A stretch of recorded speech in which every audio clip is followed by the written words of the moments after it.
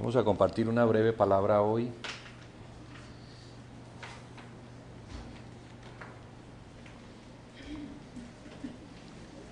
Que nos ayude a entender un poquito mejor lo que somos en el Señor y el por qué estamos celebrando hoy la Cena del Señor.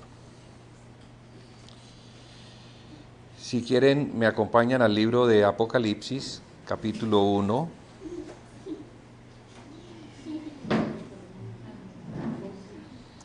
Vamos a leer desde el verso 4 hasta el verso 6.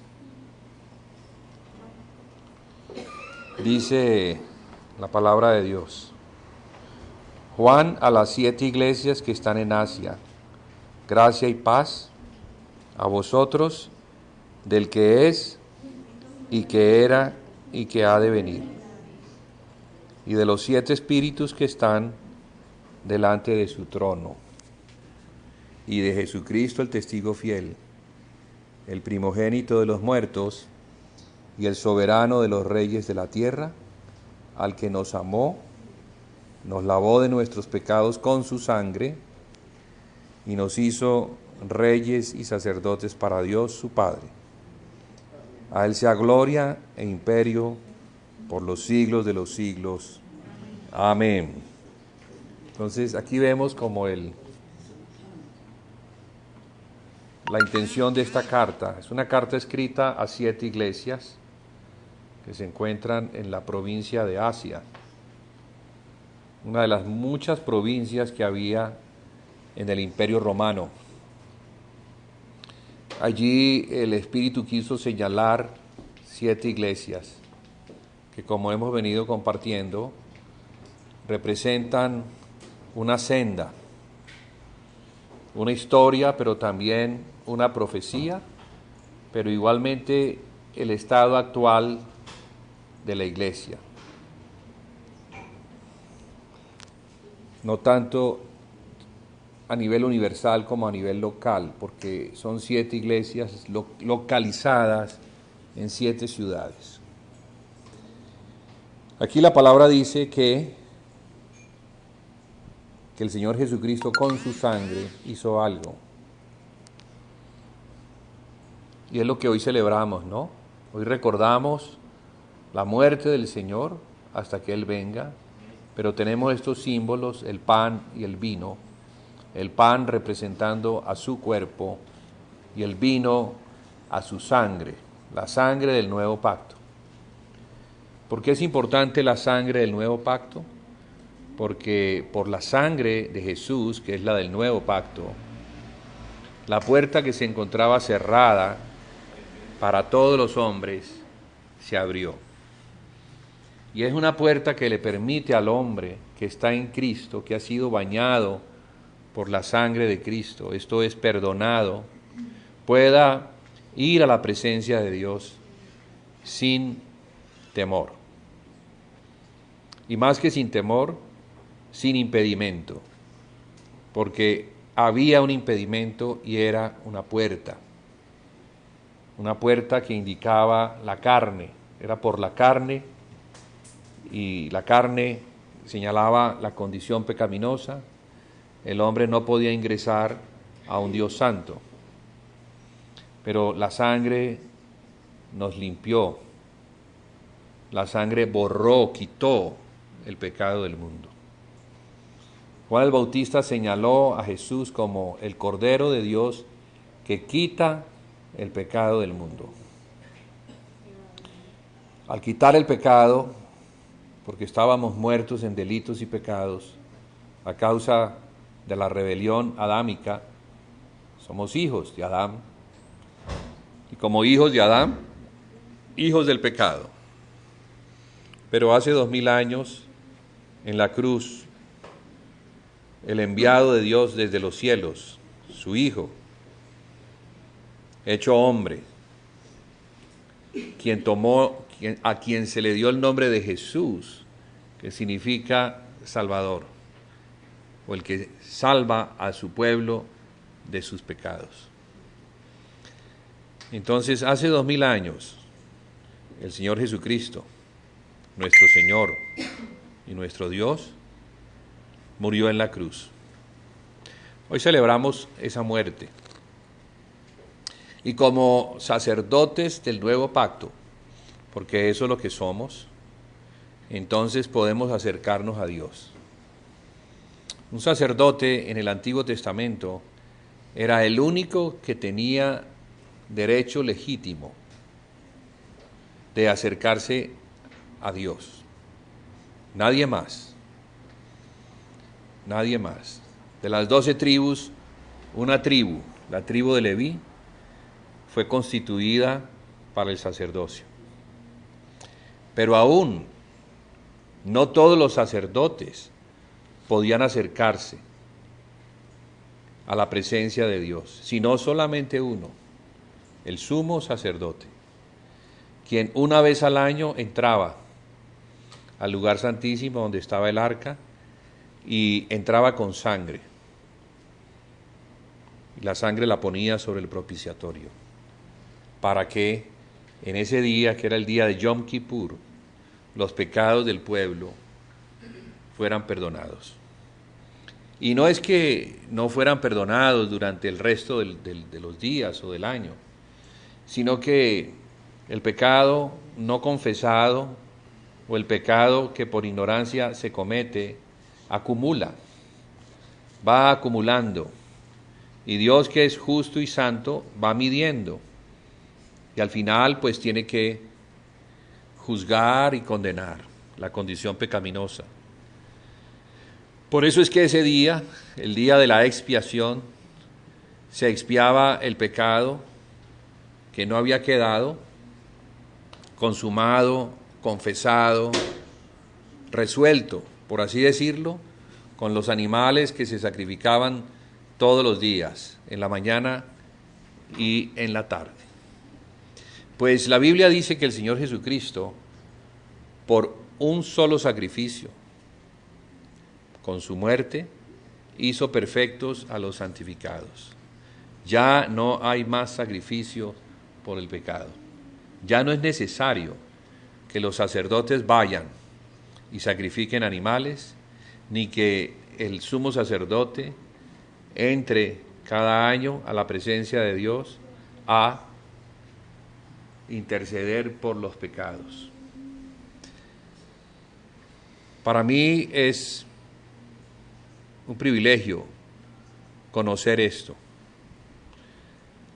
y más el saber que, sin ser descendientes de Jacob, porque no lo éramos, no estábamos en su sangre, ni siquiera en la sangre de Leví, ahora siendo gentiles, se nos ha dado esa posición, que es un privilegio, el ser sacerdotes, el poder acercarnos a Dios. Por eso que cantamos, por eso venimos a estas reuniones y en el Espíritu cantamos sabiendo que esos cánticos son para Él. No son cánticos para nosotros, no, son cánticos para aquel que nos amó y con su sangre nos perdonó y nos hizo reyes y sacerdotes para Dios. Quiero señalar eso porque el énfasis que la Escritura le da al sacerdocio es que el sacerdocio es para Dios. Aunque el sacerdocio tiene también un segundo oficio, y es el de presentarle al hombre, como oráculo que es, presentarle al hombre lo que Dios le habla y lo que Dios le manda a decir. Nuestro principal servicio es servir a Dios. Es algo que la iglesia en la historia, por eso mencioné las 7 iglesias, es algo que la iglesia perdió. El Señor Jesucristo a la iglesia de Éfeso le dice que tiene algo contra ella, y es que ha perdido el primer amor. Ese primer amor está relacionado con Jesucristo, con disfrutarle a Él, con mirarle a Él, comerle a Él, tener comunión con Él. Al haber perdido esto, esa relación con el sumo sacerdote, entonces los sacerdotes quedaron sin un guía. Y por eso la palabra que el Señor usa allí es quitaré el candelero de su lugar. El candelero, como lo dice el capítulo 1, representa a la iglesia de la localidad, no las iglesias. La Biblia nos dice que hay una iglesia por localidad. Y el Señor está recobrando este asunto, porque es necesario que cada localidad tenga ese testimonio, que es el que, como una bandera, se levanta y muestra al mundo que Jesucristo ha venido, que Jesucristo es real, que Jesucristo fue enviado para el perdón de los pecados, y que al hombre que cree en Él, no solamente le ha sido perdonado su pecado, sino que tiene el Espíritu Santo de Dios. Por esa razón, la iglesia es la lumbrera que alumbra en medio de las tinieblas. Esto que nosotros estamos haciendo hoy es luz a la localidad, porque la iglesia es la que proyecta la luz de Dios. La iglesia es la que proyecta la gloria de Dios a una comunidad. La iglesia, en su intercesión, en su posición celestial, logra que Dios descienda sobre esa localidad y en esa localidad las tinieblas tengan que echarse a un lado. Es importante entender eso porque esa es una posición celestial que nosotros no debemos dejárnosla quitar. Claro, estamos en la tierra, en la carne, pero en el espíritu estamos conectados con el santuario celestial. Lo que hacemos ahorita, aunque lo hacemos así, visiblemente y en la carne, tiene una conexión con los lugares celestiales, en particular con el cielo de Dios, donde está Dios. Lo que hacemos, lo hacemos en la presencia de Dios, para la gloria de Dios. Porque si hay algo que glorifica a Dios, es que nosotros recordemos la muerte del Señor Jesucristo. Es que nosotros entendamos que es por la muerte del Señor Jesucristo que Él, el Padre, puede tener un sacerdocio, puede tener una familia, puede tener unos hijos santos que se acercan a Él sin temor y sin impedimento. Entonces, hoy, hermanos, tengamos nuestra conciencia limpia en ese sentido. Creamos que el Señor nos ha dado esa dignidad. Más que un derecho porque no lo merecíamos, Él nos ha hecho dignos por lo que el Señor Jesucristo hizo en la cruz. Por lo que Él hizo en la cruz nos perdonó y asimismo nos enseña de su amor. Lo que Dios nos está enseñando con todo lo que hacemos, con todas las actividades que tenemos en Cristo, es el amor del Padre.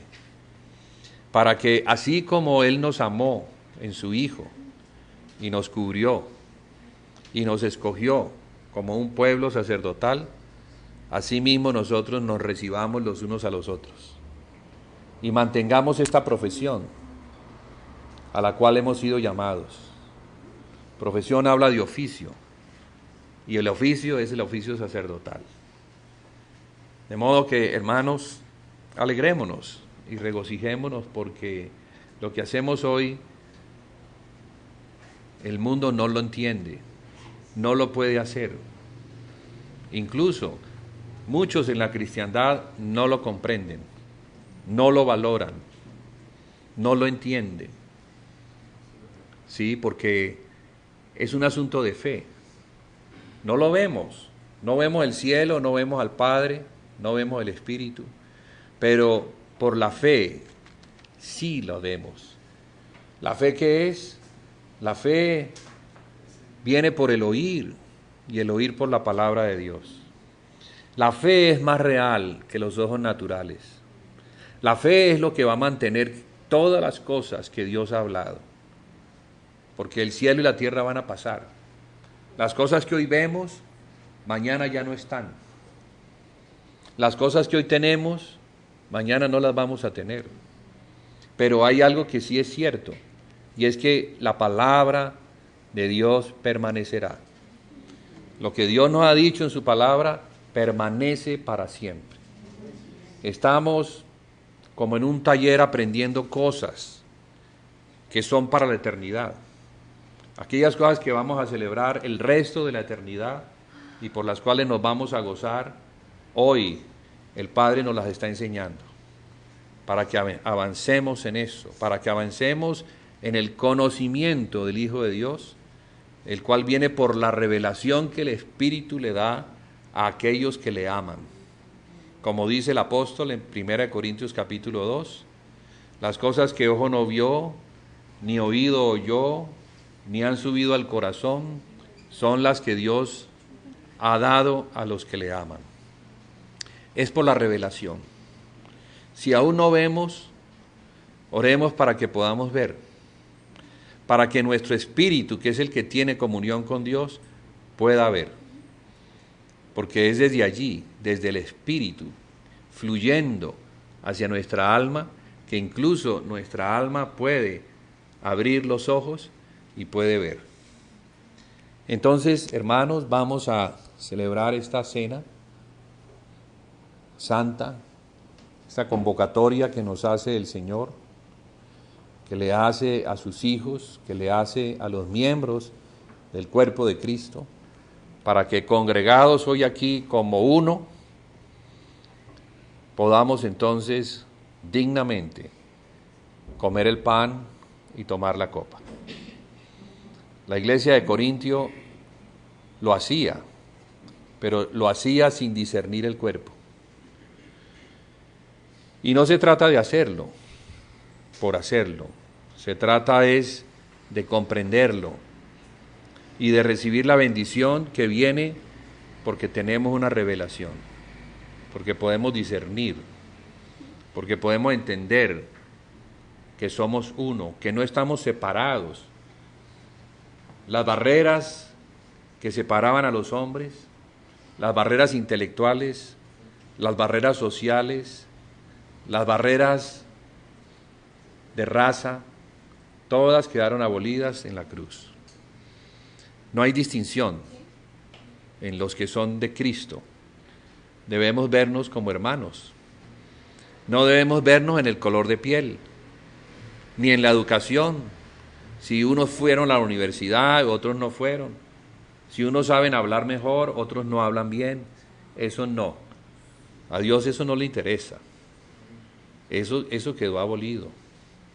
Ahora Dios tiene un pueblo. Y ese pueblo, aunque es de muchas lenguas y de muchas razas y de muchas tribus, ese pueblo le adora y se goza al contemplar su presencia. Hermanos, si esto lo vamos recibiendo y la fe va aumentando, yo estoy seguro que muchas cosas, muchas cadenas van a romperse. Incluso enfermedades se van a tener que desplazar. Porque esta es la luz que vino al mundo. Jesucristo es el Hijo de Dios, la luz que vino al mundo. Él es la vida. Y cuando en fe le comemos y le bebemos, entonces recibimos todo lo que hay de Él. No es que allí esté el poder, allí no está, porque esos son elementos naturales que le representan.